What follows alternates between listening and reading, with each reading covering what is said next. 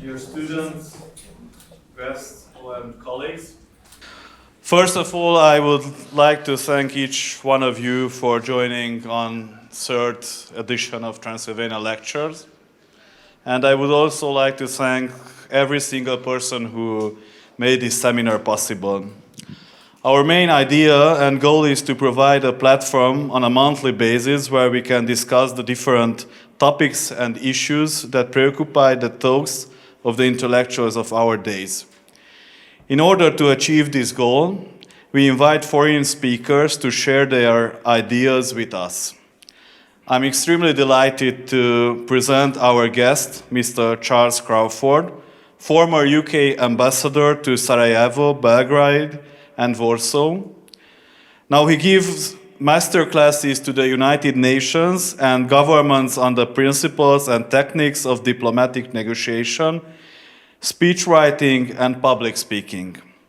The moderator of this conversation will be Dr. János Székely, attorney at law, senior lecturer at Sapientia, Hungarian University of Transylvania. Mr. Crawford, Mr. Székely, the floor is yours. Thank you.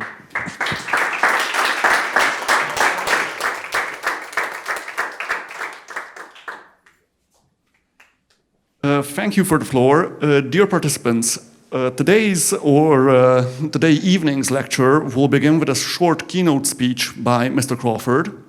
And we'll continue with a conversation with us as the protagonists, let's say, and then we will hold a question and answer session. You can use the app for which you have your cards on your seats to post questions to us, and these questions will be read to Mr. Crawford and to me respectively, so that we can answer them. Thank you, and I would like to hand over the microphone to Mr. Crawford for his keynote speech. Thank you. Right, thank you. Just as we were all waiting to start, I looked at the title. It's always a good idea to know what the title of your talk is. And it's about post-Cold War Europe. And I was thinking about 2 years ago, my mother died. She was 96. And we cleared out the house, and hidden in the house, right hidden where you'd never know it was there, was a little tin box of all their wedding photographs. And in those days, the photographs were about that size. I mean, really tiny. And I don't know why they hid them. I'd never seen them before. There's my mother in Paris on her honeymoon in 1952. Amazing. But one of the pictures was the surrender of Dönitz. When the Germans surrendered to the Allies, Dönitz and Jodl and whoever the other one was, surrendered at some fort. Some of you probably know these famous pictures. When Germany surrendered in the Second World War. And one of the soldiers there had taken a photograph of the actual surrender and given it to my father. And my father must have been 20 then, driving a lorry around Europe, born in 1924, 21. So this post-Cold War Europe is sort of my life. I was born in 54. So I'm talking about my times and your times as well. This is me. I spent a lot of time as a diplomat in these countries: Yugoslavia, South Africa, Russia, Bosnia, Serbia, and Poland. So I didn't work at the UN, I didn't work at the EU, I didn't work in New York, I was in countries. And you can see all these countries were transition countries of one shape or other. That's what I did. And some diplomats spend most time at headquarters. Some diplomats are 50-50 at headquarters in the field. It turned out for me, I was 28 years in the Foreign Office and 20 years overseas. So I lived in these places. I was here when this happened. Do you remember 93, when the communists tried to overthrow Yeltsin? Our flat was a few blocks away from this. You could hear all the gunfire.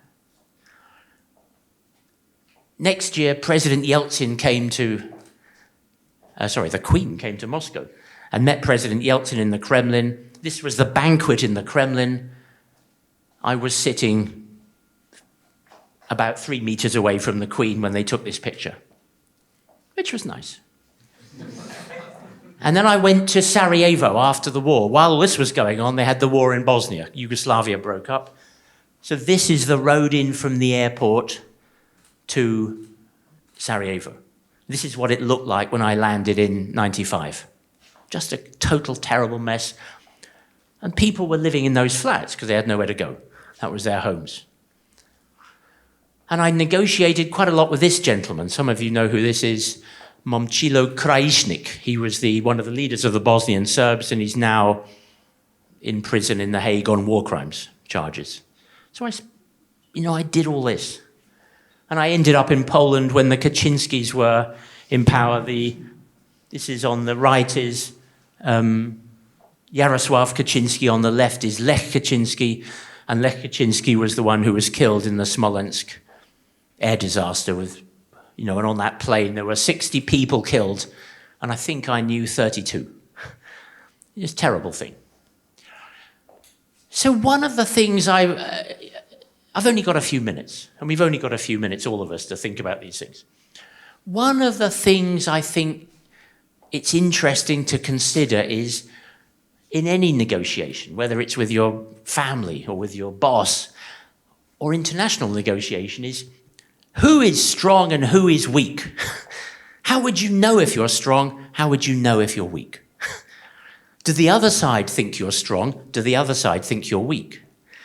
So this is a very sort of big idea for the things we're talking about.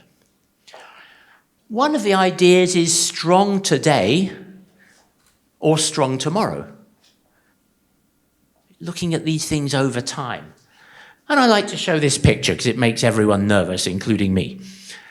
When I was born in 1954, this was the population of these different countries, right? UK had 50 million, Russia 100 million, Kenya had 9 million, Ghana in Africa had 5 million. They were our colonies. We'd gone there and sort of taken them over 40, 50 years before. 2100 when your children are still alive.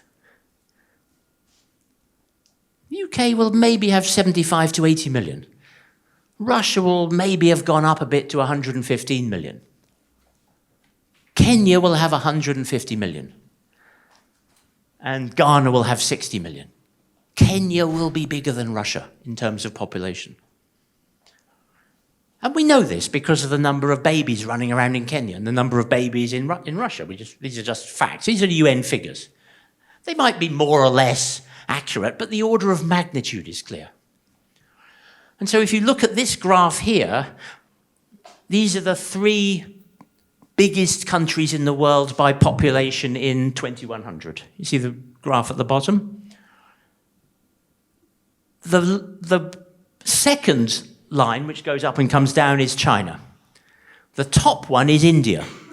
So in about 2060, which isn't that long, it's 40 years, which is 2,000 weeks, India will have 500 million people more than China. Who's coming up fast? Who's that country coming up fast which is close to catching China when your children are alive? Nigeria. There's going to be a lot of Nigerians and Kenyans in the world. Africa isn't so strong now, but Africa is strong tomorrow. That's what's going to happen. So another idea of strength and weakness is what is your assets? If you're a millionaire, you feel stronger than someone who's poor. You might be strong on one scale, but not so strong on another. An elephant is bigger than a scorpion, but a scorpion might kill an elephant if the scorpion gets in the right place. So scale is important. Technique is important. You may be very, very powerful, but are you a bad negotiator? Are you stupid? And then there's this thing, what I call attitude. Do you want to win? or not? Are you happy to compromise or not? So this idea of strength and weakness is quite subtle. And why do I mention all this? Because when I was growing up, this was going on. These nuclear tests. In 1961, and when I say nuclear tests, these were actual atomic explosions. Hiroshimas, much bigger than Hiroshima. In the Pacific, in the desert in America, in the air, below the ocean. These were atom bombs and hydrogen bombs going off. In 1961, there were 71 nuclear explosions. 1963, 50. 1964, 60. That's one a week. 1962, there was one nuclear explosion every 2 days. They weren't even in the news, because who cared? There was another one. This was an extraordinary time. When you think about it now, it seems weird. There hasn't been a nuclear test in, 40 years? But then they were happening almost every day. This was a different world. And by the time you got to 1986, the Americans had 23, according to the internet, 23,452 nuclear weapons. And the Soviet Union had 39,000 Hiroshimas ready to go. So that 39 had 23, what's that, 40, nearly 65,000 nuclear weapons. And then there's China and Brits and France and everyone else as well. That's a lot, too much. So the Cold War was about this. It was about this thing called MAD. Who knows what MAD is? Mutually assured destruction. What that means in English is we'll both get blown up together. You bomb us, we'll bomb you, and there's a lot of bombing to go round. Mutually assured destruction. That was what the Cold War was about. And because it was like that, it was really dangerous. People were quite careful. You don't want to sort of push it too much in Angola in case it leads to a nuclear war. The Cuban Missile Crisis. People, it was sort of, the context was sort of careful somehow. Everyone was quite logical about what they did, more or less. So that was the Cold War. Then the Cold War ends, and you get Big Mac. What's Big Mac? Mutually assured cooperation. We will make you richer if you make us richer. It's a totally different psychological thing. And there's a picture of a Big Mac. And they opened Big Mac in Moscow. I was there in Moscow in '93 when the biggest McDonald's in the world was opened in Moscow. Like 25 places where you could queue up and get these hamburgers. So the Big Mac as a physical hamburger and the Big Mac as an idea. You see the difference between this and this. This is incredibly negative. This is quite nice. We all get fat and rich together. That was the plan. And then we scale back the nuclear weapons. And now there are, a few thousand nuclear weapons in the world. Maybe 9,000, 10,000, instead of 65,000. So a major effort was made to change the psychology of the situation. And then when the Cold War ends in Europe, there are 23.5 new states, if I've got my maths right. So before, in the Cold War, there's sort of East and West and one or two in the middle. Switzerland, Finland, Yugoslavia. All of a sudden, 23.5 new countries come along. 15 in the former Soviet Union. Chechnya tries but doesn't make it. Czechoslovakia, 2 more. 6 from former Yugoslavia. I think that adds up to 23. Who's the half? Kosovo. Thank you, Kosovo. These guys. And they tried to break away from Serbia, and I think now about 110 countries have recognized them, something like that. There's about 190 countries in the world. something like 110 has recognized Kosovo. But the ones that haven't are quite big, some of them. China, India, Russia, Brazil, South Africa. And what's happening here? Why are they not happy? Why doesn't everyone recognize Kosovo? And when you're looking at, Ukraine and Russia, one of the points I think Russia makes is that Russia's been cheated by the end of the Cold War. We promised this and they got something else. So that's the argument. And this, I think, is a good part of that argument. Because one of the rules during the Cold War and after the Cold War was you don't change borders without everyone agreeing. So if Montenegro wants to join the UN and everyone else is happy, fine, Montenegro gets in the UN. But if you try to take Kosovo away from Serbia and Belgrade doesn't like it, you're setting a precedent which a lot of countries find, a dangerous one, because it's NATO chopping bits off. That's what they thought. So this Kosovo thing, I think, I don't want to say it was a mistake, because I don't know if it was a mistake. If 100 countries recognize it, it's quite a good mistake as mistakes go. But what it did was set a precedent against Big Mac. This was the point. And that led to Georgia and Abkhazia and all the rest of it. And so we get to this problem now, the one just up the road. I read an interview when I was trying to learn Polish. I read an interview with Putin in a Polish magazine. This is 2003. And they asked Vladimir Putin, what's your policy, really? And he said, to keep what's ours. That's all. What's wrong with that? To keep what's ours. He doesn't say to keep what's ours within Russia's borders. He just said to keep what's ours.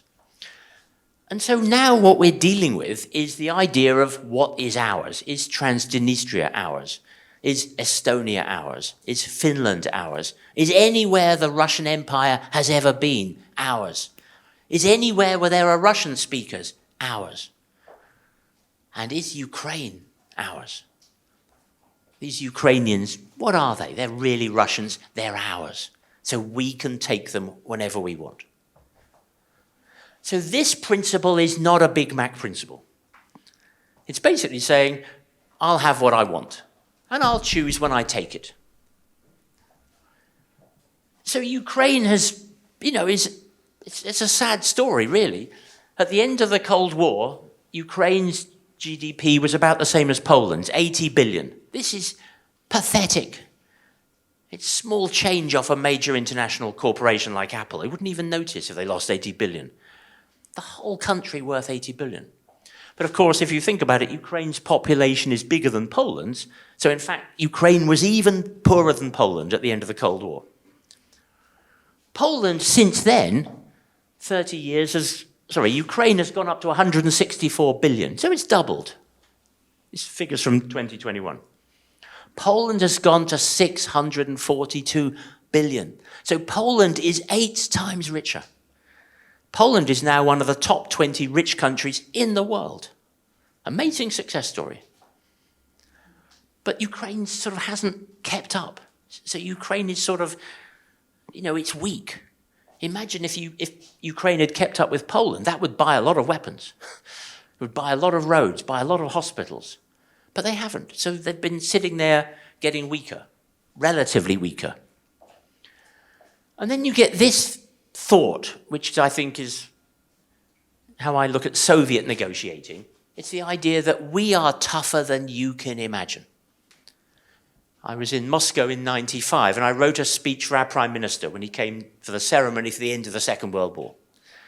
Yeltsin was there, Clinton was there, Prime Minister was there, President of China was there, Mitterrand, Chancellor Kohl, all these people were there.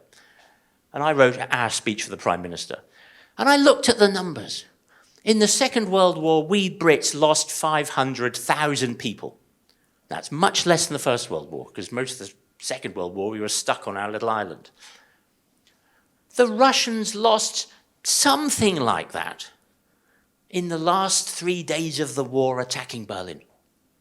just wave after wave after wave of 17-year-olds being blown up. And if they turned round, they were shot. This is amazing. We are tougher than you can imagine. We can take more pain than you can inflict, and whatever you do to us, we'll do worse to you. This is a sort of deep, if you like, Russian psychology of negotiating. It's very powerful, and it's very psychological. It's all about psychological dominance. We decide what's ours. And if you try to stop us, it'll hurt us, but it'll hurt you more. And that's where we are now. So I looked at the numbers for, if you can see the little number at the left, it's 1990. This is when the Cold War ended, 1990. And these are the GDP of the different countries. America was much richer at the end of the Cold War. So you're talking trillions. America had 6 trillion in 1990. China and Russia, very poor. America has now gone up to 20-something trillion dollars. China, look at China shooting up to now, what is that, $15 trillion. But look at Russia. It was sort of bumping along, and then Crimea happens in 2015, and it's sort of down to $1 trillion. This is a record of terrible failure. If Russia had managed to grow anything like China, up to, say, $6 trillion, it could just buy Ukraine. Why fight? Just buy it. But instead, they've messed up because there's too much corruption, too much communism, too much, just no real focus on getting rich. And if you focus on getting rich like Poland did or like China did, you can get very rich quite quickly. 30 years, look at the difference between Poland and Ukraine. So now we've got this, a global food crisis arising from Russia's invasion of Ukraine, the World Bank. I mean, this is going to affect you here as well. Everywhere in the world, you can see the prices now going up in the shops in England. Stuff is disappearing because you can't get things. It's going to be a disaster in the Middle East. Now, if you're Russia, what do you think about this? If you're Putin, rather, you think this is great because it'll distract everyone from what we're doing in Ukraine. Doesn't cost us much. They don't care. The worse, the better. And then someone, one of these oligarchs said this the other day, I don't see a single beneficiary of this insane war. Dear collective West, give Putin a clear exit to save his face and stop the massacre. So he's saying, look, Putin will only back down if you give him a golden bridge to help him back down. But the trouble is, what can we offer him? We can't offer him half of Ukraine. It's not ours to give away. We can't offer him money. He doesn't want money. Because if he wanted money, he'd have got rich. I mean, the country. So this is the problem with this. What is the exit that lets Russia save face? It's not clear that there is one. So the basic issue I want to finish with is this. Are there any rules? Who decides and who enforces the rules of global order? These are the questions. Who said this? Let's see who's smart here. There's bound to be one smart person here. Probably lots of smart people. And the people who know the answer from MCC, keep quiet. Who said this? Bring in anarchy, upset the order, create chaos. The thing about chaos, it's fair. Who said that?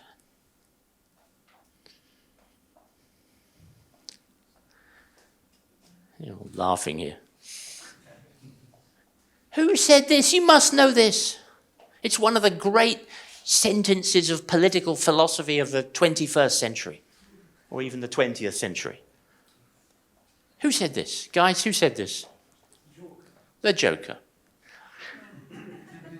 But the interesting thing is, why is chaos fair? Because rules are made by people like us. We quite like rules. The lights come on. We turn up on time.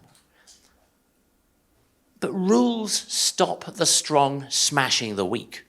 It just keeps things under control. And the Cold War and the post-Cold War, Mad and Big Mac, were a world of rules. The risk is we're heading to this guy's world. Look at borders. This will be me tomorrow when I get back to England, standing in these queues trying to get through the airport. This is a world of rules. Here's the joker's world. You've got your rules, we'll go underneath the wall. We'll just turn up, we'll get in a little boat, we'll just go where the hell we want. This is the joker's world. You know, countries can't cope with this. It's very difficult. But you know, who's going to control those 700 million Nigerians if they want to come here? It's a lot of people. One of the ideas in diplomatic negotiating is this: you don't win more at the negotiating table than you already control on the ground. So what that means is, if, say, Russia conquers Donbass and they sit down to negotiate, Russia will never give up Donbass. Why? Because it's got it. Why would it give it up? So if you control things on the ground, that helps you at the negotiating table. And I like to show this example. This was the Vietnam War negotiations in 1974 in Versailles in Paris. So on the right, you've got the North Vietnamese. On the left, you've got the Americans, big chandelier, all this going on. This looks like a diplomatic negotiation. It's not. This was the negotiation. The Americans were bombing North Vietnam while they're talking. And they're saying, you guys sign up this peace treaty, otherwise we'll bomb you to hell. And the North Vietnamese said, fine, пожалуйста, keep going. And who won? The North Vietnamese, because this was the negotiation. They wanted to win control on the ground, and they won it, because they were tougher. They were determined to win, and they won. And that's Ukraine now. Who is determined to win? Who cannot afford to lose? So the war on the ground is the negotiation, and it's extremely dangerous, because who knows if it's going to go to Transnistria tomorrow, Moldova the day after, Poland the day after that, Estonia the day after that. These things could happen. What's stopping them happening? I don't know. I'm, baffled by it myself. The end. Thank you. It's cheerful, isn't it?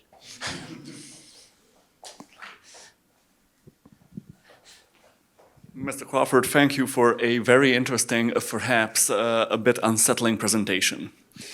I would like to now ask you to please have a seat. Thank you. So that we may continue this discussion on a more, perhaps deeper level. And the first question, which I would have, is that you mentioned Transnistria, you mentioned the Baltic. Transnistria has seen some developments in the last 2 days. Do you think that these developments, the as of yet unexplained explosions at the security apparatus headquarters in Tiraspol and an as of yet unexplained explosion at the one of the largest radio stations in Europe, which is located in Transnistria, do you think that these developments are likely to be a foreboding sign of the expansion of the conflict, or are they, as some would state, false flag operations, or something that is insignificant as compared to the magnitude of the conflict? No, I think they're significant for sure, and they may be a false flag operation, and they may be an attempt to expand the conflict because it's a false flag operation. I mean, I don't know what's going on there. I think when the Cold War ended, this is something it's sort of hard to remember now. And I was in the Foreign Office when the Cold War ended, so I was watching this as a young officer. There was a big choice. The Soviet Union is breaking up. Yugoslavia is breaking up. How do they break up? And the world decided that we would allow the Soviet Union to break up along its republic borders. Why did we do that? So there would be someone controlling the nuclear weapons in these different places. On 1991, when Gorbachev fell, there were nuclear weapons in Belarus, Kazakhstan, Ukraine, and Russia. And so it made sense to let those places become new countries, so someone was responsible. And then over the next few years, the nuclear weapons were all taken back to back to Russia. And all that was fine, except that in one or two places, Nagorno-Karabakh, Abkhazia, Ossetia, Transnistria, there were one or two local things which didn't quite fit, and they've become these so-called frozen conflicts. So maybe, you know, if you're sitting there in the Kremlin, you may say, look, okay, let's tidy up the map. Whatever it is we want, well, now is the time to take it, because we can take Transnistria. Who's going to stop us? And the answer is no one's really going to stop them. It's just too easy for them to do it. So I wouldn't be surprised if this, you know, horrible problem spreads elsewhere in the former Soviet space. And there's not much we can do about that. But what's really worrying is if it spreads over into our space, you know, the NATO space, the EU space. And that would be, you know, a drastic, horrendous escalation, but I don't think it's impossible. So, I mean, they may be just seeing how they go, pushing here, pushing there, because these are easy wins. Ukraine has turned out to be a disaster. I mean, it's really hard to take over a country that big. Transnistria, it would take a few minutes, really. I mean, it's sort of straightforward. Well, they already have some presence there. Yeah, sure, exactly. So I mean, so it's sort of done. But then there's the two things. There's the facts on the ground and whether or not they are recognized. So Crimea is not recognized by the overwhelming mass of countries in the world. They do not think that if you go into Crimea, you're entering Russia. There's a Russian passport to get in. There's a Russian customs office. But as a matter of international law, Crimea is still part of Ukraine, even though Russia has sort of taken it. And this is, I didn't sort of say this, but one of the problems with the Ukraine thing is it's hard to think of an example of a country invading another country and taking its land since the Second World War. Tibet, maybe, but which others? I can't, really can't think of many. There's examples of countries breaking up, there's examples of civil wars, there's lots of conflicts, but there aren't many examples of borders being changed where one country says, thank you very much, I'll have that. So when we, blew up Milosevic, Kosovo didn't become part of the UK or didn't become part of America. We actually wanted Kosovo to be free. When Saddam Hussein abolished Kuwait, everyone around the world, including the Russians, joined in stopping that because that's too much. You can't just abolish another country. Too much. So this Ukraine thing, it's almost as if a member of the Security Council is trying to abolish Ukraine or certainly steal lots of its land. And this is a totally different thing. And once you start doing that, then what about Taiwan or what about wherever? You can pick your examples, there's lots. But you don't want that set of dominoes to start falling over. Transnistria is a bit different because it's already contested. But there was nothing, Luhansk and those places, they voted actually. Some of them voted for independence from Russia. No one said that election was fixed. So it's not a contested area in the way that Nagorno-Karabakh is contested or Transnistria is tested. So if for some reason the Russians want to tidy up the map, a good place to start are some of these contested places, because then they can say, well, they're contested and we're just going to take them. But that is different again from taking Donbass. You mentioned that one of the members of the Security Council would like to abolish a country. Do you think that this conflict is able to subvert the United Nations like the League of Nations was subverted by Germany in the 1920s and 30s? Well, the answer is maybe, because you had the League of Nations and that didn't work, so they came up with the United Nations. And I don't know if any of you have read Putin's great analysis of Ukraine. He wrote a big sort of essay a couple of years ago, sort of basically saying, look, Ukraine was invented by Russia. And therefore, if we invented it, we can disinvent it. And he came up with lots and lots and lots of historical examples. I think I'm right in saying in that essay, he didn't, or his paper, he didn't give the argument against very fairly or at all. And one of the things people forget now is that when the United Nations was set up, I think there were 45 countries at the original signing ceremony, something like that, 40, 50 countries. Because many parts of Africa were colonies still. There weren't many countries in the world in 1945 compared to now. Ukraine was one of those countries. Ukraine and Belarus were founding members of the United Nations. The Soviet Union demanded that Ukraine be there as a sort of independent, some sort of organism, separate from Russia. Russia wasn't a member of the UN. The Soviet Union was. Soviet Union plus Ukraine. So Moscow then wanted Ukraine to be separate. And so if you start saying, okay, you can start abolishing countries and the UN can do nothing about it, the whole thing might start to crash. Because what's the point? You know, the Cold War deal relied upon borders being really, really solid. And that's why Kosovo, I think, was a problem, because we fiddled with that for good reasons, but it set a bad precedent. But now the Ukraine precedent is going beyond and beyond and beyond that. And so I think, what can the United Nations do about this? Anything it tries to do, Russia will veto. So it's very dangerous precisely because of this. Well, Mr. Guterres was present at Sure. Moscow, I think, in the last 2 days, actually, and he asked for cooperation with Russia on Sure. humanitarian matters. Yeah. Now, Russia almost flatly refused that. So, at least on the ground, they refused it by continuing military operations.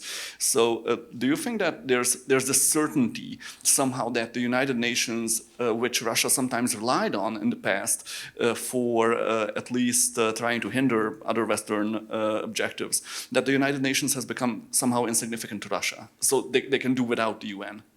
Well, I don't know if they can do without the UN, but they may think they'll try to do without the UN. The UN isn't this thing up in the sky. The UN is us. The UN are the countries that make it up. And the UN has the rules it has, which we've all agreed to. And if you then say, okay, we as one of the key members of the UN are going to break the rules, and you can do nothing about it because we'll veto you, that makes the whole thing look ridiculous. Now, there's masses of things the UN does which are great, and we'll carry on anyway. But it's like a building. Look at this building. It's fine. You can break the window. You can knock over the TV. The building will be fine. But if you destroy the foundations, the thing starts to get a bit dangerous. So the very foundation of the UN is this idea that borders can't be changed like this. It's an absolutely fundamental principle. And once that principle is qualified, everything else starts to shake. And I think, we all were pleased, at least I was, when Russia got kicked off this Human Rights Council. That was a major embarrassment to Moscow. Imagine a member of the Security Council being kicked off the Human Rights Council. But that may help them think, actually, we don't need this anymore in our lives. They're going to be rude to us, we'll do worse to them. And off they go. It wouldn't be without an example, since even Weimar Germany, during the period of the 1920s, attempted somehow to subvert the League of Nations by cooperating with Soviet Russia. There was a tendency, for example, for military exchanges that were otherwise banned. German pilots started flying planes in the Soviet Union before Nazi Germany even came along with Russian help. So may they somehow count on, let's say, states that are, if not more sympathetic, then at least a bit less antagonistic to the Russian cause than others. And perhaps can they count on the fact that Germany or other states that are economically important somehow would advance an agenda that balances out the international outrage with the Russian interests? Well, maybe, I don't know. There's only so much you can speculate on. But I think normally you could count on all sorts of people to help you. But once you start invading other countries and saying, that's ours, that is a principle which has no limit. And so other countries will be quite nervous about what precedent is being set, because every country, look at this one, Hungary and Romania, or England and Scotland, or China and Taiwan, or North Korea and South Korea. Hundreds of examples around the world have issues with borders of one shape or form. And they're all sort of holding themselves back from using force to settle those borders. So this Russian precedent makes everyone a bit nervous. But there will be plenty of countries in East and West and South, India is staying out of this pretty much. Why? Not because they want Russia to win, but they're quite happy if the UN loses credibility because they want to be on the Security Council. They say, look, we're going to be the biggest country in the world in 1,800 weeks. Why can't we be on the Security Council? And if you don't want us, fine, we'll just sit here and ignore you. So these are very, very deep questions about national identity and the future of the planet, really. And so I think somewhere like China, China likes getting rich. So if sanctions come in and the world economy starts going down, China will get poorer. So China doesn't really want that. Particularly, there's nothing great for China about the Russian activity in Ukraine, except that it makes the West and Russia weaker together. We're all going to get weaker because of this. We in the West and the Russians. At the end of this, we will be far poorer than we otherwise would have been. And other countries will hope to get richer. But it's hard to say what that means for the UN and so on. I don't think the UN would just collapse like the League of Nations did, but it's going to come under pressure. I've seen today, actually, on the BBC, a kind of analysis that raised the following question. The West now seems united against Russian aggression. However, what happens if the situation changes? There's been a recent visit by the American Secretary of State and Secretary of Defense to Kiev. And the Secretary of Defense said something interesting, that the United States is interested in seeing Russian capacities diminish, and Russia paying a heavy toll for this war, so that Russia's military capacities in the future will also remain reduced by this conflict. And this has led some to speculate that perhaps the United States' objectives in the conflict may differ from other Western allies. And the given offer, I cannot cite his name, but his article appeared today, raised this question of victory conditions, whether if the Ukrainians win, what will actually be a win for the Western allies, or what situation will Western allies evaluate as an actual win? Will they suffice with Russia being chased out of the Ukraine? Will they suffice with a frozen conflict? Or will they desire that Russia be bled out during this conflict, as the American position now seems to imply? I don't know. The faintest idea. But it's a great question, because in all this, what is the test of success? For Russia, for Ukraine, for America, for us, for Romania, for Hungary. What is the test of success here? Can we imagine what anything like a success would look like? And if we have a test of success, we need a test of failure. Is it absolutely clear what failure would look like? And it will be that different countries have a different view of success and failure because they have different interests. That's normal. If you really need Russian gas, your view of success might be different than if you don't need Russian gas. If you're very close to the conflict and taking in millions of refugees, your test of success will be different from New Zealand, where there just aren't so many refugees. So, there's a certain amount of, opportunism or whatever you want in all this, for sure. Russia will be weaker at the end of this, because instead of growing even badly like they were before, their economy will have gone down. They will be... it's hard to understand this. If you don't grow, you go down. And if you grow, your success gets bigger and bigger and bigger. Compound interest, right? If you fail, your failure gets bigger and bigger and bigger. And so the gap between where you've ended up and where you could have gone and where everyone else is gets bigger and bigger every year. I ran the numbers years ago for what I call the cost of Milosevic. If Serbia had grown at 2% over 30 years, it would be, up there somewhere. Because of Milosevic, it went right down there. And then they're trying to come back up again. And they can never close that gap for 200 or 300 years. Even if they turn into Korea and get 8% growth for 30, 40 years, it'll be hard to close that gap. Because these gaps get very big very fast. So everyone is going to be worse off because of this. But the issue then is, okay, fine, what would lead it to end? And I have to be honest with you, I don't like the rhetoric coming out of London. It's too we're too much in the Russians' face, I think. It's just too much for me. I want us to start, the world, to start talking about what would be a peaceful resolution which is honourable. What is it the Russians really can claim as a serious problem in all this?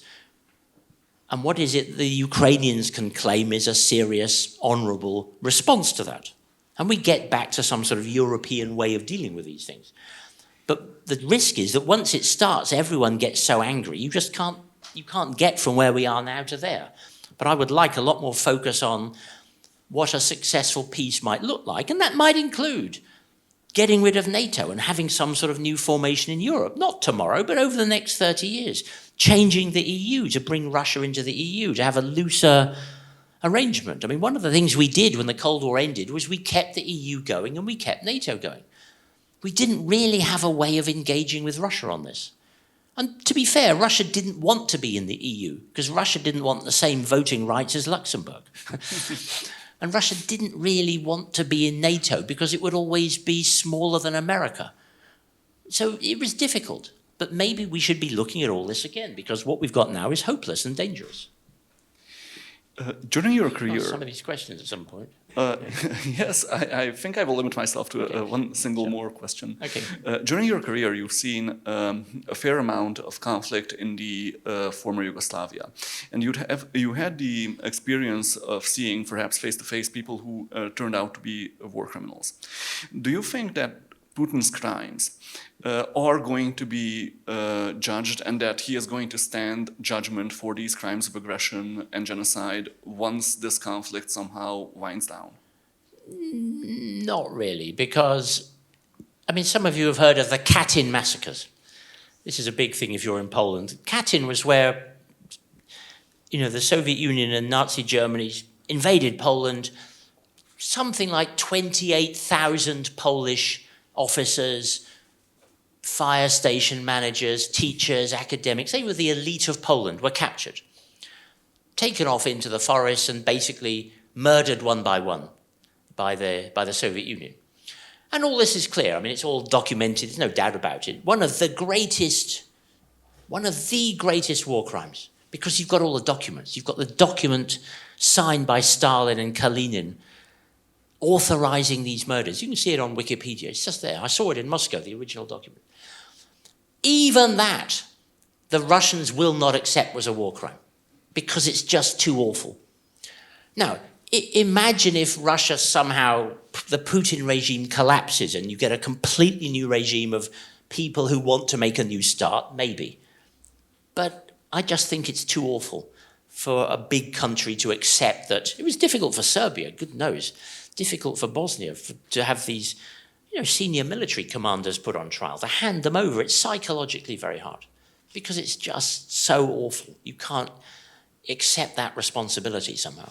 You don't want that historical responsibility.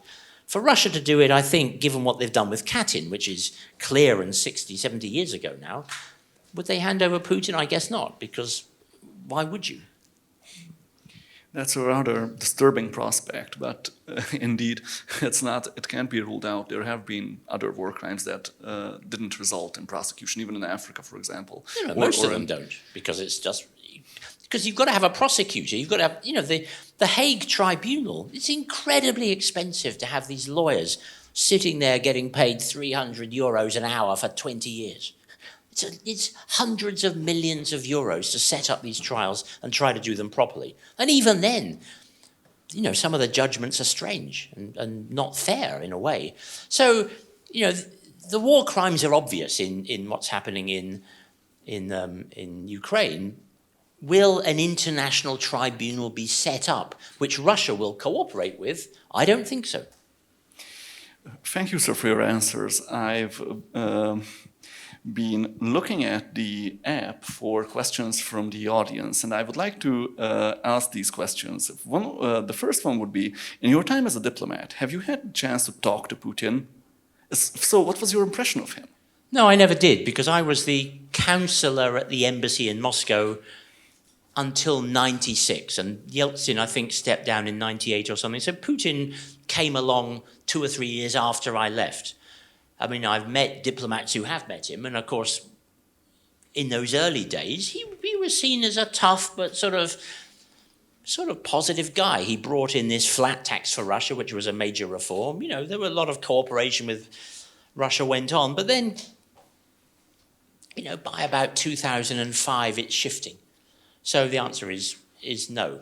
I mean, I'd love to meet him, because I think, or at least I would have loved to meet him when he was, you know, because I think if anyone reads my book on public speaking, the last thing in the book is comparing Putin's speeches with Obama's. And Obama is a fabulous speaker, but he says nothing. Putin isn't a great speaker, but his speeches are sort of rich and subtle and deep in that sort of Russian way. So I think, you know, you could have a very interesting conversation with him about the philosophy of these issues, which would, you know, genuinely be rich. But now I'm just wondering whether he actually still is 100%. Do Western sanctions actually work? It seems that they only hurt the Russians, but Putin seems to be awfully indifferent to his own people. Well, the point about sanctions is that everyone gets poorer. It's not just to make Russia poorer, it's that we will get poorer as well. We can't buy Russian oil, we can't buy Russian whatever. We can't see Russian tennis players anymore, you know, chess players. Everyone gets poorer by sanctions. Now, the question is, if they work, what's the test of success of them working? Well, if the test of success is to raise the cost to Russia of these things, yes, they're working. If the test of success is to raise the cost so much that Russia stops, they probably won't work. I was in South Africa. South Africa is not a big country. Massive international sanctions against South Africa. It carried on fine. Because once you set up complex sanctions against South Africa, you create a market for sanctions breaking. And the world is full of people who will help out break sanctions. I think the risk for Russia, and I'm not sure about this, but the risk for Russia is that its economy is much more vulnerable than you think because they haven't got richer, because of Big Mac. They've sort of wasted their Big Mac opportunity. So Aeroflot, if you look at all the fleets of aircraft in the world, Aeroflot has one of the most modern fleets, full of Airbuses and Boeings. The problem is these planes can only fly 2, 3, 4 weeks without a certification. And there are no certifications. So precisely because they had a big modern fleet, they can now no longer fly anywhere in the world. Because no one, Thailand or Singapore or Brazil, wants to have a plane landing, won't be allowed to have a plane landing because of what they've signed if the planes aren't certified. So some of these sanctions really hit very, very hard and specifically. And that means that the costs of this will go up for Russia, for sure. Not they all want to fly everywhere, but you add these things up, the economic cost will be formidable. And you're talking trillions of dollars will be lost to the Russian economy over the next 30 years because of these sanctions. Trillions. Not billions, trillions. But will that make them stop? Maybe not. Given your experience in the post-Soviet sphere and also in the former Yugoslavia, do you think that Bosnia or the Republika Srpska may become the next hotspot of this conflict? Not really, but it's on the list. Because I could talk for another 10 hours about Bosnia, but in Bosnia the war stopped, but it didn't end. It's still going on through political maneuvering, everyone blocking everyone, blah, blah, blah, blah, blah, blah. Now you might say, look, Kosovo broke away from Serbia, so why can't Republika Srpska break away from Bosnia? And the answer is precisely because Kosovo is the half. Because Belgrade won't let Kosovo break away, Kosovo can't join the UN, it can't do anything. Can't change its borders or anything. It's sort of stuck. And Sarajevo will never agree to Republika Srpska breaking away. So Republika Srpska can say, we are a new country. Literally no one in the world, apart from 1 or 2 strange places, will recognize it. And it's only 1 million people. They need Europe. It would just collapse almost immediately. So I think when you look closely at these little sort of examples, they are actually quite different. They have their own logic, their own dynamic. But, Transnistria goes, Moldova starts to go. The Russians somehow try and cut off the Baltic states. And if enough of these fires start flaring up, people might start taking stupid chances, including down there. So you never know. But at the moment, I'd say it's unlikely. The next question was actually, do you think that Moldova is going to be affected, that it's going to be targeted, or is it's going to fall, as you said, that it's a possibility that Moldova may even be included in this conflict? Well, I guess so. I mean, I don't know. I don't know how Russia, I don't know enough about this part of the world to know how Russia looks at Moldova. I mean, Transnistria is already, I think under international law, Transnistria is part of Moldova, isn't it? So it's already involved. So that bit might go.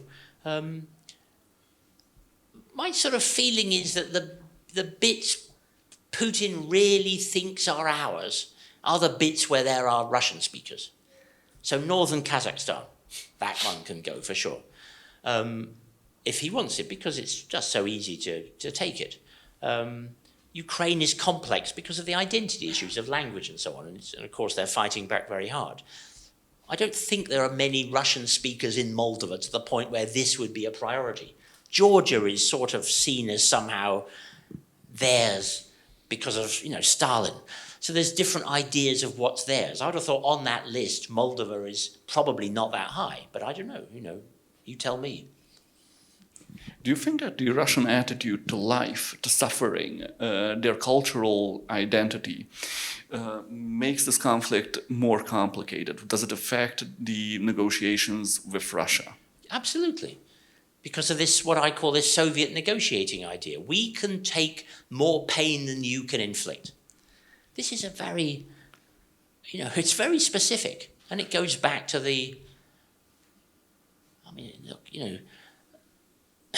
when I was in Moscow as a diplomat, the issue of the Russian minorities in the Baltic states came up, Estonia, Latvia, Lithuania, right? And our ambassador in Estonia was saying, look, the Russians are being terrible, they're threatening to turn off the gas and all this stuff. So I had to go into the Russian foreign ministry to say, look, guys. And I remember this is a great, wonderful insight into diplomacy. I went to see this Russian diplomat, and his grandfather had been in the Russian Revolution. And there was a street in Moscow named after him, Udaltsov, because Udaltsov knew Lenin. I mean, he was, really serious sort of revolutionary family. But this diplomat was a great guy. I really liked him. He was very normal, very smart. Everything was fine. So I said to him, look, you Russians seem to be linking energy supplies and human rights for your minorities. And in modern Europe, we don't link these things. Human rights are dealt with by the Council of Europe, and energy supplies are dealt with by this, and, wood supplies are dealt with. We don't link all these things. And he said, Mr. Crawford, nothing is linked, but everything is linked. And that is so smart. And of course, he's right. Nothing is linked. But diplomacy is about when you link things. So do you link Transnistria to this? Do you link Moldova to this? Do you link northern Kazakhstan to this? Do you link language to it? And I said to him, look, everyone in Estonia, every single Estonian has got a friend or a relative who was taken to Siberia. So you've got to understand they're unhappy about all this. And he said, Mr. Crawford, everyone in Moscow knows someone who was taken to Siberia. What's the problem? So this is, how do they put their heads round the monstrosity of Stalinism?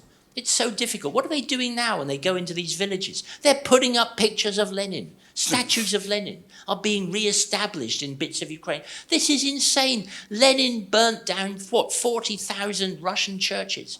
He was a monster.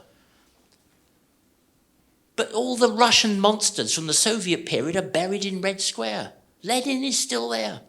Imagine if Hitler was in Berlin in a little shrine where you all go and look at Hitler. This is really weird. There's nothing else like it on Earth. So I really think these psychological factors are really, really very difficult to deal with because they don't fit into a category of analysis the rest of us have. You said that negotiations actually take place by facts on the ground. In this case, is there any chance for a ceasefire at a negotiating table? A negotiated ceasefire, I mean? Well, maybe if Ukraine is prepared to accept the facts on the ground, or indeed if Russia is. You know, if they both just decide this is too horrible, then maybe they would somehow come up with a deal whereby, you know, the status quo is somehow or other authorized and carries on, but Ukraine doesn't accept that borders have changed, and Russia pretends that borders have changed. And you just agree to pretend. One thing you probably don't know, but maybe you do, is that we, the British, we never recognized the annexation by Russia of the Baltic states. So de facto, as a matter of fact, they were part of the Soviet Union. But de jure, as a matter of law, we never accepted that.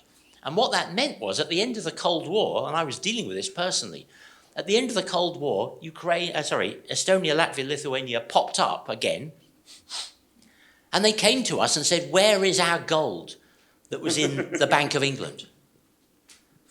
And we said, oh, where is it? Oh, we'll have to try and look for it. And we'd kept their gold for them. We'd put a label on it saying, this belongs to them. It doesn't belong to the USSR. As a matter of law, we kept that issue open for 50 years. And they turned up and said, where's our gold? And we said, here it is. And we gave it back to them. So there are things you can do to play with sort of form and reality in diplomacy, which can go on for decades. Like Northern Cyprus, you know, it's sort of there. It has a life of its own, but it's not recognized by anyone as a separate country. Crimea is part of now Russia for most purposes, but most countries in the world think it's still part of Ukraine. So you could have a compromise a bit like that, which has bits of Ukraine treated that way if the Ukrainians are prepared to accept it. But at the moment, they don't seem to be.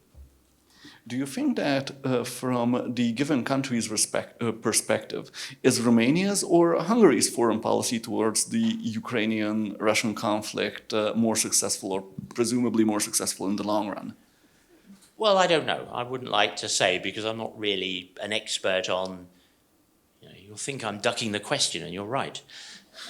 I don't know enough about the detail of what Hungary and Romania are doing. I mean, Hungary clearly isn't throwing weapons at Ukraine, that's for sure, and I don't know whether Romania is. But there may be ways in which you can help quietly, using intelligence information or other ways. If I were Hungary and Romania, I'd be quite worried about this spreading south, because, how to stop that happening. And when you talk about the long run, are we talking about 5 years or 50 years or 100 years? The long run, when you look at those, is the long run the life of your kids? When does the long run become the short run? My feeling is that countries in Europe will do well to support Ukraine, because otherwise, what's the choice? And I know that there are issues of minorities in Ukraine which are, difficult, certainly for the Hungarian community.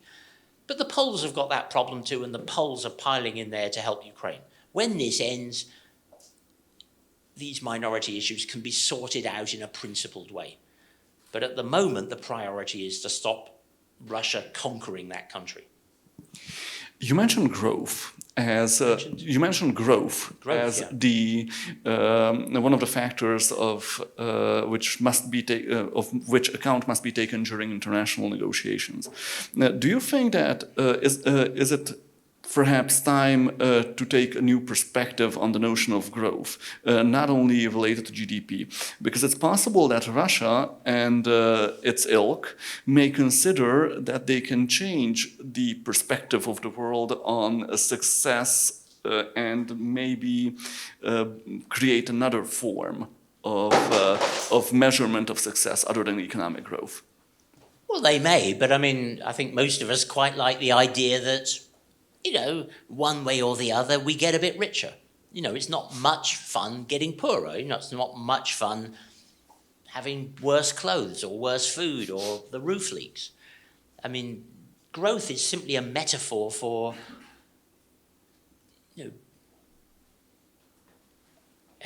it's a metaphor for creativity. And what you're really saying, if you say, well, we're going to have a different vision of growth, is we're going to have a different vision of creativity. But the result of that creativity is that by any normal standards, you will be poorer. Now, I don't think that the Russian model of growth is going to catch on. Having said that, you can imagine a world in which all of a sudden food shortages start to pop up and we go through this COVID thing where everyone starts locking down supplies and having rationing, and then the green lobby say, oh, this is great because no one's flying anymore and we're all, we're not using oil and so on. So you could imagine that we will end up having a different vision of success simply because the facts force it. But I don't think that would be because Russia managed to sell it as an alternative model. It may just happen. Speaking of green lobby, there's a question that sounds in the following way. How do you reckon subsystemic actors, political parties, companies, NGOs, etc., are having a say in today's international relations order? Are they starting to have some more leverage than governments in diplomatic negotiations, including in this situation? There's this phrase, which I really hate. I'm a reactionary. So I really hate this phrase, civil society. Well, it's the UN and governments and civil society talking together. What the hell is civil society? I mean, what it is, I'll tell you what it is. It's NGOs who get money from government to tell government how great they are. That's basically what civil society is. The civil society people who get invited to these events are people funded by governments, most of them. Big NGOs who are part of the government space. Very few of them are genuinely independent. That's what that actually is. Now, in this context, this is very, very, very heavy global diplomacy. You're talking war and peace. This isn't a thing for NGOs. NGOs can help a bit. I mean, real NGOs. And Twitter can help, and TikTok can help, and all this stuff can help. But this, of all issues, is going to need grown-up attention. Now, I think having said all that, all of us here, probably everyone in this room has a phone, right? Everyone in this room has a phone. On that little phone, there is more computer technology than there was in the whole project to put a man on the moon. It's unimaginable how much technology we have. And one of the really amazing things about this war is that some guy with a thing this big can blow up a tank. Some guy with a thing a bit bigger than this can shoot down a helicopter.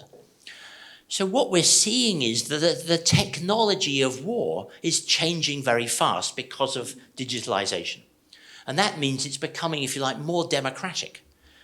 And I don't want to make everyone nervous, but I was looking at this video the other day of, it's like a big box, and you drop it out of a plane. And out of the bottom of the box come a whole load of missiles. And the fact that they are dropping through the air somehow activates them. And they fall out of the box and they sort of go, zoom, and off they go. These missiles can fly something like 300 or 400 kilometers. And they can coordinate as they're flying around. If 2 or 3 of them are shot down, the others keep going. But what it means is you can drop these missiles from a cargo plane. You don't need a military plane to drop them. You can sort of throw them out of a balloon. And off they go. And so this is an amazing thing to defend against. How the hell do you defend against this?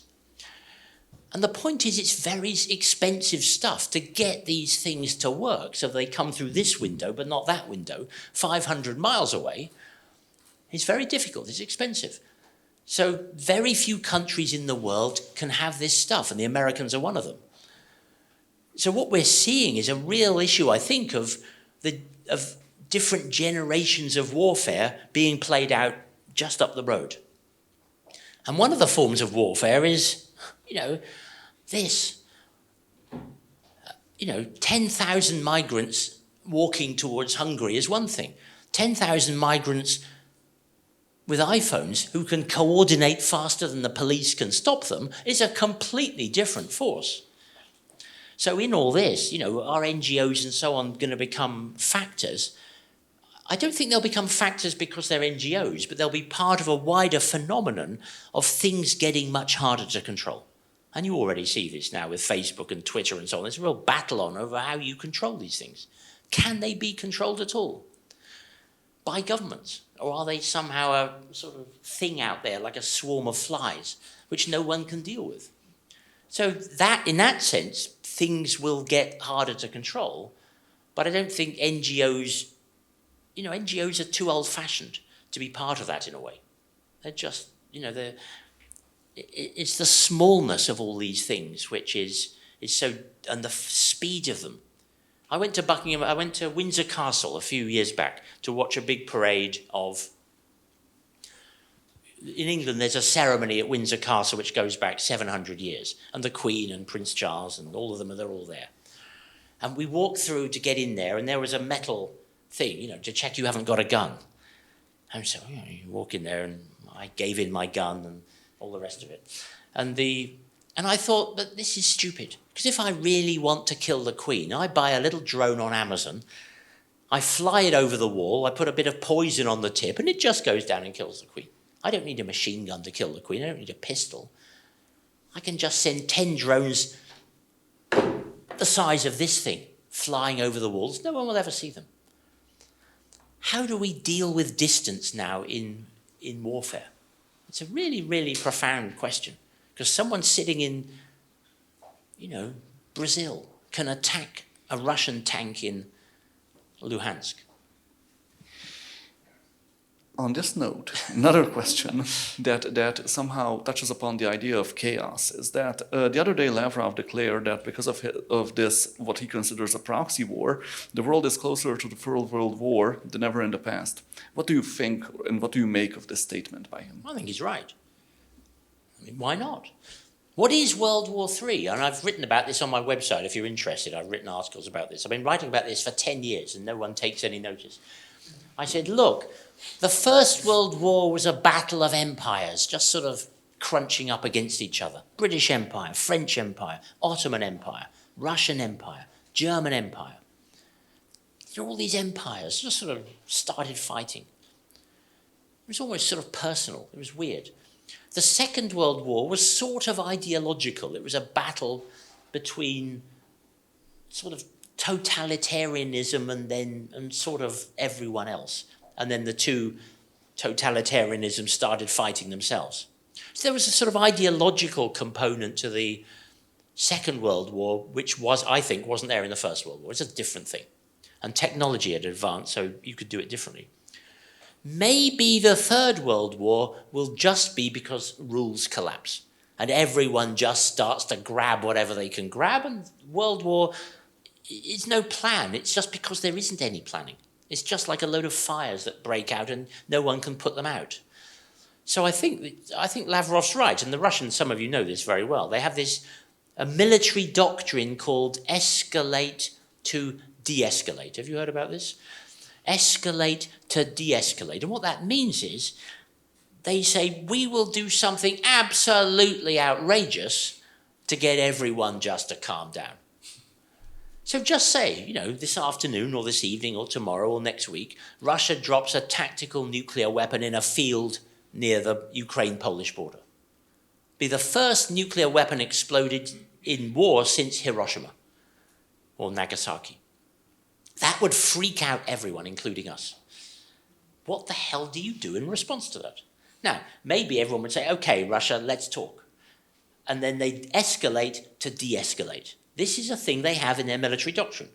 Now, if you escalate, but then we escalate, because how do you not respond to this? Then you go zigzag, zigzag, zig, and you really are in a serious world war. So I gave a talk in London. I was on a panel talking about all this stuff with financial risk people about a month ago now. And these are people who look at banks and money and climate and all these risks that come along for big corporations. I mean, they're sort of technicians of risk. And I said to them, look, guys, one of the things you did not worry about when you were coming to this conference was being hit by a rock from outer space. You didn't get off the bus and think, my God, I better be careful. Because it's very, very unlikely that you will be hit by a rock from outer space on the way to this conference. So for most of your professional lives, you have never thought about a nuclear war as an issue. There was all this stuff, but even in the Cold War, it didn't seem that likely. And after the Cold War, absolutely unlikely. I think it's now much more likely than at any time since the Second World War. Maybe this is something we genuinely have to worry about. But then worrying about it doesn't help you work out what to do if it happens. But I think it is genuinely more possible, simply because the Russians may be losing. This may be their only way to try and get it to stop in some way which allows them to claim victory. Mr. Crawford, thank you for your answers and for your time and for your insight in today's presentation. I would... Thank you for the questions, everyone. Really good. I would like to thank the audience, myself, for relevant questions and for a high degree of understanding, by the way, of the entire problem as outlined in the questions. Mr. Crawford, thank you very much, and I would also like to thank the organizers for the event, and if there are any further questions to be addressed, I would like the organizers to signal. Yes, they don't, so this means that I may close the event. Thank you, sir, for your excellent presentation.